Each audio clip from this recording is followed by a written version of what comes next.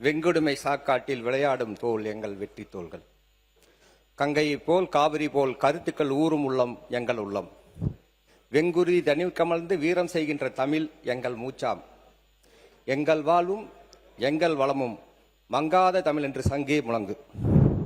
மாண்புமிகு பேரவைத் தலைவர் அவர்களே, தலைவணங்கி பழகாதே, தலை நிமிர்ந்து வாழ கற்றுக்கொள், மூட நம்பிக்கையை நம்பாதே, பகுத்தறிவை நம்பு, சாதி என்ற சுவரை உடைத்து சமத்துவத்தை நிலைநாட்டு, மனிதனை மனிதனாக மதிப்பதே உண்மையான சுயமரியாதை என்று தன் வாழ்நாள் எல்லாம் சுயமரியாதைக்காக வாழ்ந்து தமிழர்களுக்கு அறிவூட்டிய பகுத்தறிவு பகலவன் தந்தை பெரியார் அவர்களையும் தமிழின் பெருமையை தன் நாவால் உலகறிய செய்தவர். சாமானியனும் தலை நிமிர்ந்து நிற்க வேண்டும் என்ற சமூக நீதி கனவை அரசியலாக்கியவர். அறிவையும் ஜனநாயகத்தையும் ஆயுதமாக கொண்டு ஆட்சியின் வாசலை ஏழை எளிய மக்களுக்கு திறந்தவர். கடமை, கண்ணியம், கட்டுப்பாடு என்ற 3 எழுத்து மந்திரத்தால் தன் தம்பிமார்களை வழிநடத்தி தாய் தமிழ்நாட்டிற்கு தமிழ்நாடு என்று பெயர் வைத்து நம்மையெல்லாம் தலைநிமிரச் செய்த அறிவாசான் பேரறிஞர் அண்ணா அவர்களையும் வணங்குகிறேன். அண்ணா விதைத்த திராவிட சிந்தனை எனும் விதையை ஆட்சியின் வழியாக வளர்த்து ஏழை எளிய மற்றும் ஒடுக்கப்பட்ட மக்களின் வாழ்வில் எண்ணற்ற நலத்திட்டங்களின் மூலம் மாற்றத்தை ஏற்படுத்தியவர். வாழும் போதே வரலாறு படைத்தவர் முத்தமிழறிஞர் கலைஞர். ஏழை எளிய மக்களின் வாழ்வாதார உயர்வு, பெண்களுக்கு சொத்துரிமை, சமத்துவ உரங்கள், உழவர் சந்தைகள், கல்வி, தொழில்நுட்பம் என சமூகத்தின் அனைத்து துறைகளிலும் புரட்சிகரமான மாற்றங்களை ஏற்படுத்திய தொலைநோக்கு பார்வை கொண்ட மாபெரும் தலைவர். கலைஞரின் பேனாமுனை தீட்டிய திட்டங்களும் அவர் விதைத்த சமூக நீதி சிந்தனைகளும் தான் இன்றைய நவீன தமிழ்நாட்டின் வளர்ச்சிக்கு முன்னேற்றத்திற்கு வலிமையான அடித்தளமாக உள்ளன. இந்தியாவில் முதலாக தொழில்நுட்பத்துறைக்கு தனி கொள்கை வகுத்து டைட்டில் பார்க்களை உருவாக்கி இடிப்பில் துண்டை கட்டிக்கொண்டு கும்பிடுகிறேன் சாமி இருந்த மக்களை கெத்தா துண்டை தோல்ல போட வச்சு அவர்களின் குழந்தைகளை டை அணிந்து டைட்டில் பார்க்குக்கு அனுப்பி வைத்த ஒப்பற்ற ஒரே தலைவர் நவீன தமிழ்நாட்டின் சிற்பி முத்தமிழறிஞர் கலைஞர் அவர்கள். இந்திய ஒன்றியத்திற்கு வழிகாட்டியாக முதலாக விவசாயிகளுக்கு இலவச மின்சாரம், 7000 கோடி விவசாய கடன், கால் நூற்றாண்டுக்கு முன்பே 1990 2000 ஆண்டிலேயே மேல்நிலை பள்ளிகளில் கணிப்பொறி கல்வியை அறிமுகப்படுத்திய கலைஞர் அவர்கள் துயில் கொள்ளும் திசை நோக்கி வணங்குகிறேன். மாண்புமிகு பேரவைத் தலைவர் அவர்களே, உடுமலைப்பேட்டைக்கு அருகில் பூளவாடி எனும் சிறிய கிராமத்தில் பிறந்து அரசியல் சூடு அறியாத ஏழை விவசாய குடும்பத்தில் மின்சார வாரியத்தின் கடைநிலை ஊழியர் மகனாக பிறந்து கல்லூரியில் பணியாற்றிக் கொண்டிருந்த என்னை இந்த எளிவனை நம்பி 8 தொகுதிகளை கொண்ட ஒருங்கிணைந்த திருப்பூர் மாவட்டத்தின் இளைஞரணி அமைப்பாளராக பணியாற்றிட வாய்ப்பளித்து இன்று தமிழகத்தை வடிவமைத்த பேரறிஞர் அண்ணா, முத்தமிழர் கலைஞர் போன்ற மாபெரும் தலைவர்கள் இருந்த இந்த அவையில் சாதாரண எளிய தொண்டனான எத்தனையோ பேர் முன்ன அங்க சொன்னீங்க.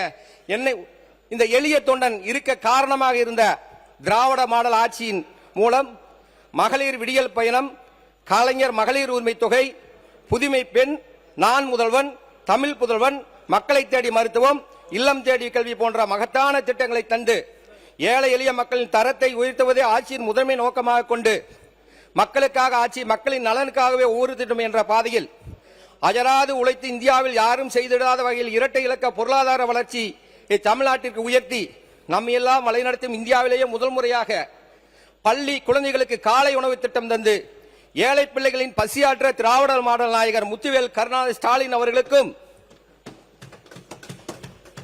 இந்த எளிவனுக்காக உடுமலைப்பேட்டை சட்டமன்ற தொகுதியில் 2 இடங்களில் பரப்புரை செய்த இளமை துடிப்பில் உயிர்த்த செங்கதிர், இனத்தின் உரிமை காக்கும் மாவீரன், அஞ்சா நெஞ்சுடன் களத்தில் நிற்கும் தலைவன், அநீதிக்கு எதிரியாய் முழங்கும் அக்னி குரல், பெரியார் விதைத்த பகுத்தறிவு நெருப்பு, அண்ணா காட்டிய வெளிச்சம், கலைஞர் வடிவடித்த நவீன தமிழகத்தை கைபிடித்து முன்னெடுக்கும் இளைய தலைவன். வெற்றி வரினும் தலைக்கணம் அடையாது, வீழ்ச்சி வரினும் பின்வாங்கி தளராது, தமிழர் நலமே எனது நெஞ்சின் மொழி, தொண்டனின் பலமே எனது பயண வழி என வீராதி வீரனாய் உலாவரும் தமிழ்நாட்டின் விடியலாகும் இளைய நம்பிக்கை.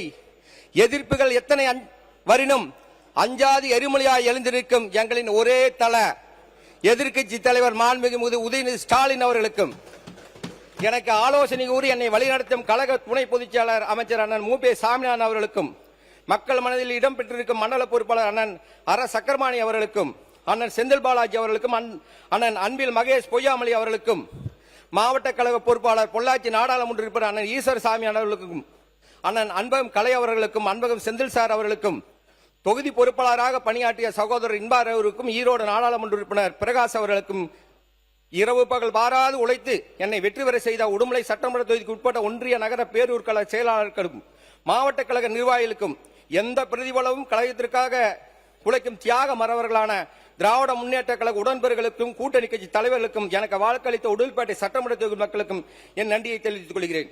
உடுமலை என்கிற உன்னத மண்ணில் இலக்கியத்தில் முத்திரை பதித்து சிந்தனையில் சிகரம் தொட்ட பகுத்தறிவு கவிராயர் என போற்றப்படும் உடுமலை நாராயணகவி பிறந்த மண்ணில் பிறந்தவன் என்பதிலும், உடுமலையின் பொக்கிஷம், உழைப்பின் திருவுருவம், சிறுபான்மை மக்களின் மூச்சாக செயல்பட்டவர், திராவிடத்தின் திறனாக வாழ்ந்த எஸ்.ஏ. ஜாதிக்கு பாஜா உடுமலை தொகுதியின் சட்டமன்ற உறுப்பினராக அவர்களையும், உடுமலை தொகுதியின் சட்டமன்ற உறுப்பினராக பணியாற்றிய தொகுதியின் வளர்ச்சிக்கு அடித்தளமிட்ட செல்வராஜ் ஆகியோர் வாழ்ந்த மண்ணில் வாழ்வன் என்பதிலும் பெருமை கொள்கிறேன். மேற்கு தொடர்ச்சி மலையின் அணிகலனாய் மலையால் மண் தெளிவு அசைந்து வளம் கொளிக்கும் மேற்கே ஆலமலை, கிழக்கே பழனிமலை, தெற்கே திருமூர்த்தி மலை, வடக்கே செஞ்சேரி மலை, இதற்கிடையில் அமைந்திருக்கும் அமராவதி மண்ணில் இருக்கும் ஏனுங்க என்று தமிழுக்கே பெருமை சேர்க்கும் கொங்கு தமிழில் பேசி வாழையோடு விண்முட்டும் கமுகம், தேன் சொட்டும் கரும்பும், உயிர் கொடுக்கும் நெல்லும் வளர்க்கும் உழவர்களாகவும், விவசாய தொழிலாளர்களாகவும், வேளாண்மை செய்யும் மூத்த குடி மக்களாகவும், எளிய மக்களின் பிரதிநிதியாக இங்கு வந்து நிற்பதில் பெரும் உவமை கொள்கிறேன். உடுமலை சட்டமன்ற தொகுதியில் வளர்ச்சிக்கு கீழ்காணும் திட்டங்களை நிறைவேற்றி தர வேண்டுகிறேன். கோவை திருப்பூர் மாவட்ட மக்களின் நீண்டகால கோரிக்கையான ஆனமலையாறு நல்லாறு திட்டத்தை உடனடியாக நிறைவேற்று அந்த மக்களுடைய நீண்டகால கோரிக்கை நிறைவேற்ற வேண்டுகிறேன். அதேபோல் பரம்பிக்குளம் ஆழியாறு பாசன திட்டத்தில் கால்வாய்கள் மற்றும் உள்கட்டமைப்புகளை புதுப்பிக்க 4500 கோடி மதிப்பீட்டில் விரிவான திட்ட அறிக்கை டிபிஆர் தயாரிக்கப்பட்டு அரசின் பரிசீலனையில் உள்ளது. அதை உடனடியாக நிறைவேற்றி மாண்புமிகு அமைச்சர் இந்த கோரிக்கை வர்றவோ சொன்னாங்க, அது காங்கிரீட் தளமா போடப்படலன்னு டிபிஆர் கொடுத்திருக்காங்க. அமைச்சர் அன்னைக்கு ஒரு திருப்பூர்ல வரபோது ஒரு பேட்டி கொடுத்தாங்க. அது கால்வாய் இது பைப் லைன் போடுறோம்னு சொல்லியிருக்காங்க. இது விவசாயிகள் இடத்துல ஒரு மிகப்பெரிய ஒரு சந்தேகத்தை ஏற்படுத்தி இருக்கு. நீங்க அதை காங்கிரீட்டா போடுறீங்களா அல்லது பைப் லைன்ல போடுறீங்களா என்பதையும் அரசு தெளிவுபடுத்த வேண்டுகிறேன். அதேபோல் பிஏபி கால்வாய் பாசனம் நடைபெறும் பகுதிகளில் இப்பொழுது கடுமையான வறட்சி நிலை வருகிறது. இதனால் ஆடு மாடு உள்ளிட்ட கால்நடைகளுக்கு கூட போதிய நீர் கிடைக்காமல் விவசாயிகள் கடுமையாக சிரமப்படுகின்றனர். எனவே பிஏபி பரம்பிக்குளம் ஆழியாறு திட்டத்தில் நீர் இருப்பை கருத்தில் கொண்டு 2ஆம் மண்டல பாசனத்திற்கு உடனடியாக 2 சுற்றுகள் தண்ணீர் திறந்துவிட வேண்டும். மேலும் மானிய கோரிக்கையில் பிஏபி கால்வாய்களை தூர்வாருவதற்காக அறிவிக்கப்பட்ட 14.98 கோடி நிதியை உடனடியாக விடுவித்து, ஏன்னா நீங்க இப்ப இருக்கிறதே தண்ணி ரொம்ப கம்மியா இருக்கு. அது இந்த காலகட்டத்தில் பாத்தீங்கன்னா 5 தண்ணி விடுற அளவுக்கு மழை பெஞ்சுதான் இருந்திருக்கும். ஆனா இப்ப 2 தண்ணி விடுறதே கஷ்டமா இருக்கு.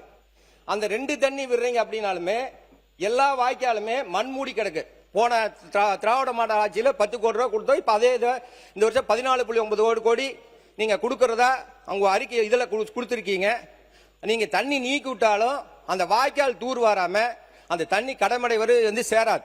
அதனால அந்த 14.9 கோடி ரூபாயை உடனடியாக விடுவித்து போர்க்கால அடிப்படையில் கால்வாய்களை தூர்வாரி சீரமைக்க எடுக்க வேண்டும். தற்போது கொங்கு மண்டல பகுதிகளில் எனக்கு பக்கத்தால வைத்தியலிங்கன் கூட சொன்னாரு 400 அடிக்கு தண்ணீர் போயிடுச்சு அப்படின்னு. ஆனா இப்ப எங்க ஏரியாவில எல்லாம் 2000 அடிக்கு கீழ் தண்ணீர் சென்று விட்டது. கொங்கு மண்டலத்தை பொறுத்தவரை ஆழ்துளை கிணறு ஒன்று அமைச்சு ஒரு போர் அமைச்சு பண்ணணும் அப்படின்னா 20 லட்சம் ரூபாய் ஒரு விவசாயிக்கு தேவைப்படுது. எனவே இந்த கடும் வறட்சி நிலவக்கூடிய இந்த நேரத்திலாவது நீங்கள் தேர்தல் அறிக்கையில் அறிவித்தது போல் அந்த முழுமையாக பயிர்க்கடன்களை தள்ளுபடி செய்ய வேண்டும் என்று தங்களிடம் கேட்டுக்கொள்கிறேன். அதே போல் 60,120 விவசாயிகள் தற்கால் மின் இணைப்பு வேண்டி விண்ணப்பித்துள்ளார்கள். சுமார் 1500 கோடி ரூபாய் அதற்கு பணம் கட்டியிருக்காங்க. இப்போ ஒரு 5 ஏக்கர் இருக்குன்னா ஒரு போர் இருந்ததுன்னா ஒரு நாளைக்கு ஓடுச்சுன்னா அது ஒரு 1000 லிட்டர் 2000 லிட்டர் ஓடத்தான் இருக்கு. ஏன்னா 2000 அடிக்கும் கீழே இப்ப தண்ணி போயிடுச்சு. அதனால இந்த தற்கால் மின் இணைப்பு திட்டத்தை உடனடியாக இந்த கடுமையான இந்த இதினால அதுக்கு வந்து முன்னுரிமை கொடுத்து தற்கால் மின் திட்டத்தை செயல்படுத்த வேண்டுகிறேன். அதேபோல் பிள்ளையை பெத்தா கண்ணீர், தென்னை வளர்த்தா இல்லை நீர்னு எங்கள் ஏரியாவில் ஒரு பழமொழி உண்டு. ஏன்னா தென்னை விவசாயிகள் உள்ள ஏரியா. ஆனால் இன்றைக்கு இருக்கிற சூழ்நிலை அப்படி கிடையாது. இன்னைக்கு வந்து கடுமையான தண்ணீர் தட்டுப்பாடும் இருப்பதனால விவசாயிகள் லாரி மூலம் தண்ணீர் கொண்டு வந்து தென்னை மரங்களை காப்பாற்றும் சூழல் நிலவுகிறது. எனவே கடும் வறட்சியால் பாதிக்கப்பட்ட தென்னை மரங்கள் நீங்க அங்க வந்து பாத்தீங்கன்னா தெரியும், பல இடத்துல வந்து தென்னை மரம்லாம் காஞ்சு தொங்கிட்டு இருக்கு, விழுந்துருச்சு. அதனால அந்த கடுமையால் பாதிக்கப்பட்ட அந்த விவசாய தென்னை மரங்களுக்கு உரிய வறட்சி நிவாரணமும் இழப்பீடும் வழங்க வேண்டும் என்று கேட்டுக்கொள்கிறேன். மாண்புமிகு பேரவைத் தலைவர் அவர்களே, உடுமலை தொகுதிக்கு உட்பட்ட கோமங்கம்புதூர்ல நகாய் அப்படிங்கிற மூலம் ஒரு டோல்கேட் அமைச்சிருக்காங்க. ஒரு மாசத்துக்கு முன்னாடி தான் திறந்திருக்காங்க. இந்த டோல்கேட் வந்து உடுமலை டு பொள்ளாச்சி செல்லக்கூடிய வாகனங்கள் அந்த டோல்கேட் அந்த அவங்க நகாயில் அமைச்ச அந்த ரோட்ல, அது ஸ்லிப் ரோட் தான், 2.5 கிலோமீட்டர் வந்துட்டு தான் பயன்படுத்துறாங்க. இதற்காக அந்த நகாய் வந்து ஒரு வழி பாதைக்கு 155 மீண்டும் ரிட்டர்ன் வந்தா 80 ரூபாய், என்ன 235 ரூபாய் வசூலிக்கிறாங்க. இது சம்பந்தமாக பொள்ளாச்சி நாடாளுமன்ற உறுப்பினர் நான் வந்து கலெக்டர் போய் சந்திச்சோம். இப்ப கலெக்டர் எங்கிட்ட எது இல்லை, நகாயில் தான் பேசணும்னு சொன்னார். மாண்புமிகு துறை அமைச்சர் அவர்கள் ஒன்றிய அதை சம்பந்தப்பட்ட அமைச்சரை ஒரு அழுத்தம் தந்து அந்த உடுமலை பொள்ளாச்சி செல்லக்கூடிய அந்த வாகனங்களுக்கு முழு வரி விலக்கு, டோல்கேட் விலக்கு இல்லைன்னா அந்த டோல்கேட் வந்து அங்கிருந்து ஒரு 2 கிலோமீட்டர் தள்ளி அமைச்சு இந்த பிரச்சனை தீர்ந்துடும். எனவே இதையும் நீங்கள் பரிசீலிக்க வேண்டும் என்று கூறி, மேற்கு மண்டலத்தை பொறுத்தவரை கொங்கு மண்டலத்தை பெறுவதை ரேக்லா பந்தயம் என்பது காலங்காலமாக நாம் வந்து நடந்துட்டு இருக்கிறதா. ஆனா நேற்று பொள்ளாச்சி பகுதியில் வந்து ரேக்லா பந்தயம் நடக்கிற போது காலையில் அதிகாலையிலேயே ஒரு 500 காவல்துறையினர் சென்று ரேக்லா பந்தயம் நடத்தக்கூடாதுன்னு சொல்லி தடுத்து நிறுத்திட்டாங்க. இது போல எப்பவுமே ஒரு தலைவரோட பேர்ல, ஒரு கட்சி தலைவரோட பேர்லயோ அல்லது பொது கிராமங்களில் நடக்கக்கூடிய அந்த ரேக்லா பந்தயத்தை இப்படி நேற்று ஒரு 500 போலீஸ் கொண்டு தடை செஞ்சது அந்த பகுதியில் மிகுந்த பதற்றம் ஏற்படுகிறது. இதற்கு தங்களுடைய இது என்ன அப்படிங்கறதையும் விரிவுபடுத்த விளக்க வேண்டுகிறேன். அதே போல் ஒரே ஒரு பொள்ளாச்சி தொகுதி, பொள்ளாச்சி தெற்கு, பொள்ளாச்சி வடக்கு, ஆனமலை, கிணத்துக்கடு ஆகிய ஊராட்சி ஒன்றியங்களுக்கு உட்பட்ட பகுதிகளுக்கு புதிய கூட்டு குடிநீர் திட்டத்தை செயல்படுத்த வேண்டும். பெரியகோட்டை, குறிஞ்சேரி, பெதப்பம்பட்டி மற்றும் குடிமங்கலம் ஒன்றியத்தில் உள்ள ஊராட்சிகளை உள்ளடக்கி புதிய கூட்டு குடிநீர் திட்டத்தை செயல்படுத்தி தர வேண்டும். உடுமலை பல்லடம் 2 வழிச்சாலையை 4 வழிச்சாலையாக ஏற்படுத்தி தர வேண்டும். உடுமலையில் அரசு என்ஜினியரிங் கல்லூரி ஏற்படுத்தி தர வேண்டும். பொள்ளாச்சி தெற்கொண்டியத்தில் விவசாய பொருட்கள், தென்னை பொருட்கள், கால்நடைகளின் மொத்த வணிக பயன்பாட்டிற்கு சந்தை வேளாக அமைத்து தர வேண்டும். குடிமங்கலம் பகுதியில் பட்டுப்பூச்சி பதப்படுத்தும் ஆலை பட்டு வளர்ச்சித்துறை சார்பாக அமைத்து தர வேண்டும் என்று கூறி, மேலும் திராவிட மாடல் அரசின் சாதனைகளாக பள்ளி கல்வித்துறையில் மட்டும் 2 இது மட்டும் பேசிட்டு, கொரோனா பெருந்தொற்று காலத்தில் ஏற்பட்ட கற்றல் இடைவெளியை ஈடுகட்ட உலகமே திணறிய போது இந்தியாவிற்கு வழிகாட்டியாக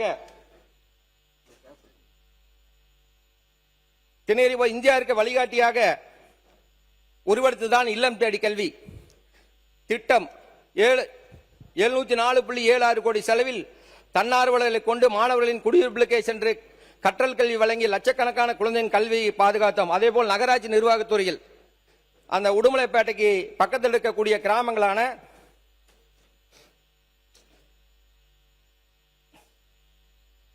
கணக்கம்பாளையம், போடிவெட்டி, கண்ணமநாயக்கனூர், சின்னவீரப்பம்பட்டி ஊராட்சிகளை உடுமலையின் நகராட்சிகளோடு இணைக்க வேண்டும் என்று கூறி, பள்ளிகள், அரசு கல்லூரிகள், தமிழக பல்கலைக்கழகங்கள் காலியாக இருக்கும் ஆசிரியர் பணிகளில் உடனடியாக நிரப்ப வேண்டும் என்றும், அரசு கல்லூரியில் பணியாற்றும் கௌரவ உரிய UGC நிர்ணயித்துள்ள 57,000 ரூபாய் அந்த சம்பளத்தை நிர்ணயிக்க வேண்டும் என்று கூறி, அண்ணாமலை பல்கலைக்கழகம் உள்ளிட்ட அரசு உயர் கல்வி நிறுவனங்களில் 15 ஆண்டுகளுக்கு மேல் பணிபுரிந்து வருபவர்கள் முனைவர் பட்டம் பெற்று அரசின் பல்கலைக்கழக தகுதி தேர்வில் TRB தேர்ச்சி அடைந்திருப்பவர்களுக்கு தமிழ்நாடு அரசின் நிலை எண் 2406 தேதி 31/10/1981 படி 300 அடிப்படையில் ஆசிரியர் பணி வழங்க இந்த அரசு முன்வருமான அறிய விரும்புகிறேன். அதேபோல் அரசு ஊழியர்களும் ஆசிரியர்களும் அந்த பழைய ஓய்வூதிய திட்டம் திராவிட மாடல் ஆட்சியில் கொண்டு வந்தது. அதற்கு அரசு வந்து ஒரு உரிய விளக்கத்தை கொடுத்து அவர்களுடைய